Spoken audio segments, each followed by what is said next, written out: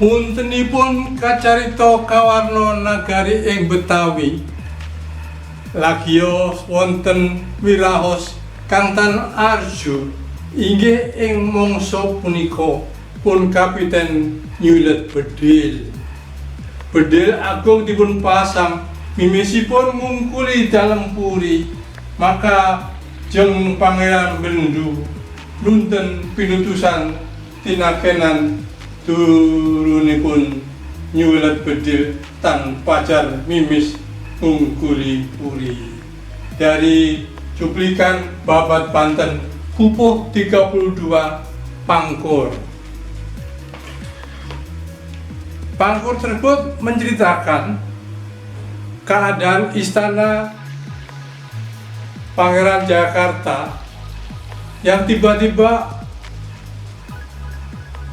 bergemuruh karena di atas atap-atap istana terdengar letusan-letusan meriam. Jadi siapa sebenarnya yang menembakkan meriam? Tidak lain adalah penghuni benteng Batavia yang dipimpin oleh Gubernur Jenderal Jan Pieter Soenkoen. Atas dasar tembakan meriam itulah menggetarkan diri saya untuk meriset. Waktu itu saya bekerja di Museum Sejarah Jakarta.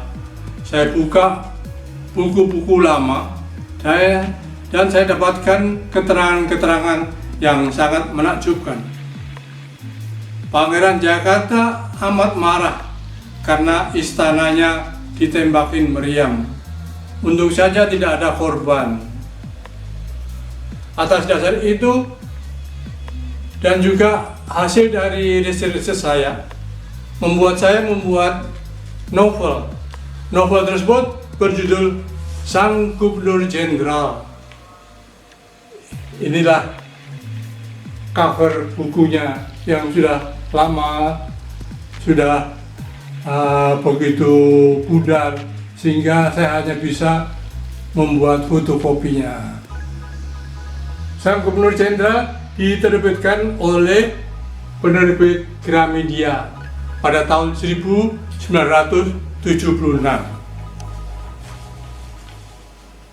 Novel ini sebelumnya dimuat secara bersambung di surat kabar Sinar Harapan pada tahun 1975.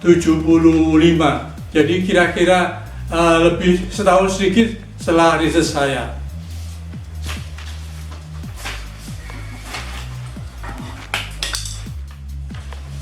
Inilah yang termuat di koran Sinar Harapan secara bersambung. Itu judulnya di atas, Sang Gubernur Jenderal, dengan lukisan pasukan berkuda dan melawan pasukan yang bermeriam di benteng Batavia.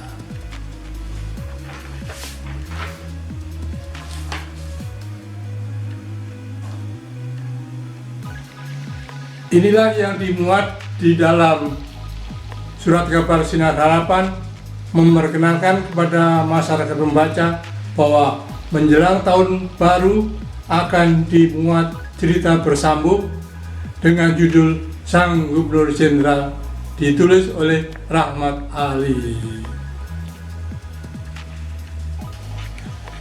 Bagaimana reaksi masyarakat terhadap buku yang telah saya ciptakan?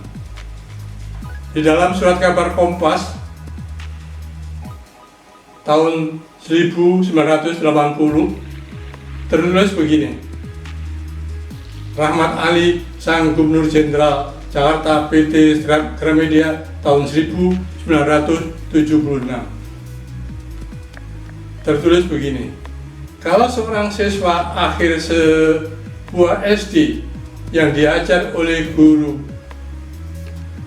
yang agak kuno, jika ditanya siapa pembunuh Y.B. Kun, tentu akan bingung.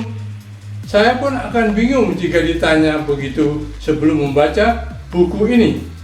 Sejak dulu setiap guru sejarah akan mengajarkan kepada anak-anak didiknya bahwa Kun Dedengkot VOC itu mati terserang kolera, bukan terbunuh. Tetapi menurut buku ini, alasan kematian Kun diragukan. Justru agak yakin bahwa Kun mati terserang kolera hanya tipuan belaka. Jadi buku ini mengoreksi. Jadi buku ini mengatakan bahwa dia ditikam keris oleh Pandai Wulung, salah seorang serdadu atau tentara pasukan Mataram. Penyerangan pasukan Mataram ke Batavia, ke benteng Batavia, terjadi pada tahun 1628. Itu yang pertama. Yang kedua, tahun 1629. Berhasilkah penyerangan Mataram ke Batavia atau Jakarta sekarang? Memang berhasil dari segi terbunuhnya Y.P. Kun sebagai Gubernur Jenderal. Tetapi selain itu, Sultan Agung juga tidak puas. Mengapa? Karena panglima-panglimanya banyak melakukan kesalahan. Begitu kerasnya disiplin Sultan Agung, sehingga panglima-panglimanya itu dihukum, bukan hanya hukuman ringan, tetapi langsung dibunuh. Mereka adalah Pangeran Mandurejo yang ada di pantai utara Jawa Tengah, makamnya di sana pernah saya kunjungi. Juga ada lagi Boroso, salah seorang panglima juga. Yang lainnya dari Pasundan adalah Adipati Ukur. Jadi waktu itu berbagai kepala daerah atau orang-orang yang penting di dalam memimpin pasukan digerakkan semua oleh Sultan Agung untuk menyerang kota Jakarta. Jadi demikianlah keadaannya waktu itu, sehingga setelah penyerangan pasukan-pasukan Mataram pulang, tapi sebagian besar juga tetap tinggal di Jakarta. Mereka lah yang akhirnya menjadi salah satu warga kota Jakarta. Mereka disebut sebagai orang-orang Betawi Ora yang selalu menggunakan sebagian dari kata-kata bahasa Jawa.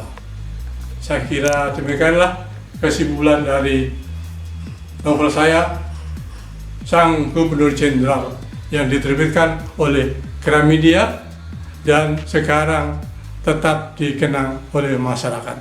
Sekian, terima kasih. Salam sastra. Nanti bertemu kembali di Taman Sastra Jakarta. Terima kasih.